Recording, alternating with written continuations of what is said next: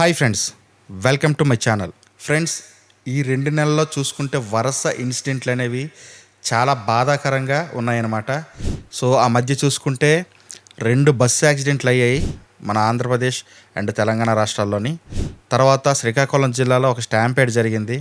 ఈ 3 సంఘటనలు మర్చిపోయే లోపే మరొక సంఘటన సౌదీ అరేబియాలో చేసుకుంది. అయితే సౌదీ అరేబియాలో జరిగితే మనకేంటంటారా? సో అక్కడ చనిపోయింది కూడా మన హైదరాబాద్ తెలంగాణ రాష్ట్రానికి చెందిన వారే. సో ఈ సంఘటన నవంబర్ 17, 2025న చోటు చేసుకుందనమాట. సౌదీ అరేబియాలోని ఒక బస్సు యాక్సిడెంట్లో దాదాపుగా 41 మంది సజీవ దహనం అయిపోయారు.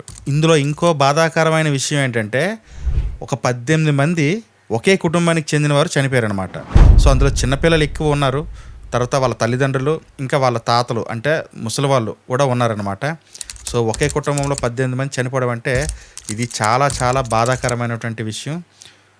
సో అసలు ఈ సంఘటన ఎలా జరిగింది, ఏమైంది అనేది మనం ఈ వీడియోలో తెలుసుకుందాం. సో మన ప్రధానమంత్రి మోడీ గారు, ఇంకా ప్రెసిడెంట్ ద్రౌపది ముర్ము గారు, ఇంకా చాలా రాష్ట్రాల ముఖ్యమంత్రులు అందరూ సంతాపం కూడా తెలియజేశారు. సో అయితే ఈ సంఘటన ఎలా జరిగింది అనేది ఇప్పుడు మనం చూద్దాం. సో యాక్చువల్గా ఇస్లాంలో పుట్టిన ప్రతి ఒక్కరు జీవిత కళ ఏంటంటే ఒక్కసారైనా మక్కాకి వెళ్ళాలి అని వాళ్ళు కోరుకుంటూ ఉంటారనమాట. సో దీనికోసం కష్టపడతారు, డబ్బులు దాచుకుంటారు. సో మక్కాకి వెళ్తారు, ఆ దేవుణ్ణి దర్శించుకొని వస్తారు. సో ఇది ప్రతి ఒక్క జీవితంలో జరిగేది. ఆరోగ్యం బాగా ఉండి డబ్బులు ఉంటే కంపల్సరిగా వాళ్ళు మక్కాని దర్శించుకొని వస్తారనమాట. సో ఇదే విధంగా మనకి తెలంగాణ హైదరాబాద్ ఏరియాలో ఉండేటువంటి కొంతమంది ఒక గ్రూప్గా చేరి ఈ టూర్ని ప్లాన్ చేసుకున్నారనమాట. సో ఒక 50 మంది దాకా టూర్కి ప్లాన్ చేసుకున్నారు. సో దాదాపుగా ఈ టూర్కి ఒక్కొక్కరికి 55,000 రూపాయలు అనమాట టికెట్. ఆ టికెట్ అంటే ప్యాకేజీ, టూర్ ప్యాకేజీ. సో ఈ విధంగా ప్లాన్ చేసుకున్నారు. డబ్బులు దాచుకొని దేవుడి దగ్గరికి వెళ్ళాలని అందరూ బయలుదేరారు. హ్యాపీగా వెళ్ళారు, మక్కాని దర్శించుకున్నారు. తర్వాత రిటర్న్లోని మదీనాకి వెళ్ళాలనుకున్నారు. సాధారణంగా ఎవరైనా సరే మక్కాకి వెళ్ళిన తర్వాత మదీనా కూడా వచ్చి విజిట్ చేస్తారనమాట. ఎందుకంటే మహమ్మద్ ప్రవక్త యొక్క హోలీ ప్లేసెస్ అని చాలా ఉన్నాయి అక్కడ. రాత్రి 11 గంటలకల్లా మక్కా యాత్ర ఫినిష్ చేసుకొని మదీనాకి బయలుదేరిపోయారనమాట బస్సుకి. సో అందులో ఒక 8 మంది మాత్రం బస్సు ఎక్కలేదు. సో అందులో ఒక 4 ఏంచి ట్యాక్సీ బుక్ చేసుకొని మదీనాకి బయలుదేరారు. ఇంకొక 4 ఏంచి రేపు మేము మదీనాలో కలుస్తాం, ఇక్కడ మాకు కొంచెం వర్క్ ఉందని చెప్పేసి అక్కడ మక్కాలోనే ఉండిపోయారు. సో ఈ విధంగా 8 మంది అయితే ఆ బస్సు అయితే ఎక్కలేదు. ఒక విధంగా అది మంచిగా జరిగింది. ఆ 8 మంది అయినా బతికారు. సో ఈ బస్సు అయితే బయలుదేరింది. అందరూ గాఢ నిద్రలో ఉన్నారు. ఎందుకంటే యాత్ర చేసి బాగా అలసిపోయి ఉన్నారు అనమాట. సో దానివల్ల సోయి లేకుండా నిద్రపోతూ ఉన్నారు. ఒక 24 ఏళ్ళ యువకుడు మాత్రం బస్సు డ్రైవర్ పక్కనే కూర్చున్నాడు. ఎందుకంటే మనం బస్సులో ప్రయాణించేటప్పుడు కొంతమంది నిద్ర పట్టకపోతే ఫ్రంట్ విండో దగ్గరికి వెళ్ళి డ్రైవర్ పక్కన కూర్చొని అలా మాట్లాడుతూ ఉంటారు. అలా కూర్చున్నాడు. సో బస్సు అలా ట్రావెల్ అవుతూ ఉంది. ఇంకొక 25 కిలోమీటర్లు ట్రావెల్ చేస్తే మదీనా వచ్చేస్తుంది.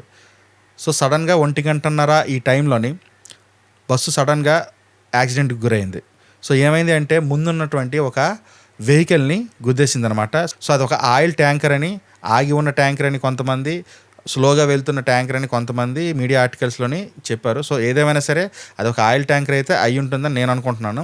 సో దానివల్ల మంటలు విపరీతంగా చెలరేగి నిమిషాల్లోనే మొత్తం బస్సు అంతా కాలిపోయి అందరూ చనిపోయారు. సో డ్రైవర్ దగ్గర కూర్చున్నటువంటి ఆ ఒక్క యువకుడు మాత్రం ఎలాగోలా తప్పించుకొని బతికి బయటపడ్డాడు. సో మిగిలిన 41 మంది కూడా అక్కడికక్కడే చనిపోయారు అనమాట. ఇది చాలా పెద్ద ఇన్సిడెంట్. ఒకే కుటుంబానికి చెందిన 18 మంది చనిపోవడం, అది ఊరు కాని ఊరు, దేశం కాని దేశంలో చనిపోవడం, ఇక్కడ వాళ్ళ కుటుంబాలు ఎంత బాధపడతాయో, నరక యాతన అనుభవిస్తారో అది వాళ్ళకే తెలుస్తుంది. అయితే బాధితుల్లో ఎక్కువ మంది హైదరాబాద్ తెలంగాణ వాళ్ళు ఉండడం వల్ల సీఎం రేవంత్ రెడ్డి గారు కూడా మనకి సౌదీ అరేబియా ఎంబసీతో మాట్లాడి బాడీస్ని మనకి ఇండియాకి తేవాలని అడిగారు. కానీ బాడీస్ బాగా కాలిపోవడం వల్ల అక్కడి నుంచి ఇక్కడికి పంపడం అవ్వదు అని, అక్కడే అంత్యక్రియలు చేస్తామని సౌదీ అరేబియా ప్రభుత్వం చెప్పింది. మృతుల్లోనే ఒక్కొక్క కుటుంబానికి ఒక 2 మాత్రమే అక్కడికి రమ్మని చెప్పారనమాట. సో ఎందుకంటే DNA టెస్టులు చేసి బాడీని ఐడెంటిఫికేషన్ చేయాలి. ఆ తర్వాత వాళ్ళ కుటుంబ సభ్యులు ఎవరైనా ఉండాలి కదా మనకి అంత్యక్రియలు చేయడానికి. సో ఆ విధంగా అనమాట. సో మన కుటుంబ సభ్యులు ఎవరైనా చనిపోతే అందరూ వచ్చే వరకు ఆ బాడీకి అంత్యక్రియలు చేయం. సో మొత్తం ఫ్యామిలీస్, నచ్చిన వాళ్ళు, నచ్చని వాళ్ళు, శత్రువులు అందరూ వస్తారు. కానీ మన ఇండియా నుంచి వెళ్ళి హజ్ యాత్రకి వెళ్ళినటువంటి వీళ్ళందరూ అక్కడ చనిపోయారు. ఇక్కడ ఫ్యామిలీ మెంబర్స్ చూడడానికి కూడా వీలు లేకుండా అయిపోయిందనమాట. సో ఆల్రెడీ ఫ్రైడే అంత్యక్రియలు ఈరోజే జరుపుతామన్నారు. ఆల్రెడీ జరిగిపోయి ఉంటాయి ఈ వీడియో చేసే టయానికి. సో ఇది మనకి జరిగినటువంటి సంఘటన. సో ఇటువంటి సంఘటనలు చాలా జరిగాయి ఇప్పటివరకు. ఇంకా ముందుకి జరగకూడదనే కోరుకుందాం. ఈ సంఘటనపై మీ యొక్క కామెంట్స్ ఏమైనా ఉంటే కింద తెలియజేయండి, నేను తెలుసుకుంటాను. మరొక టాపిక్తో మళ్ళీ కలుద్దాం. అంతవరకు బాయ్ బాయ్.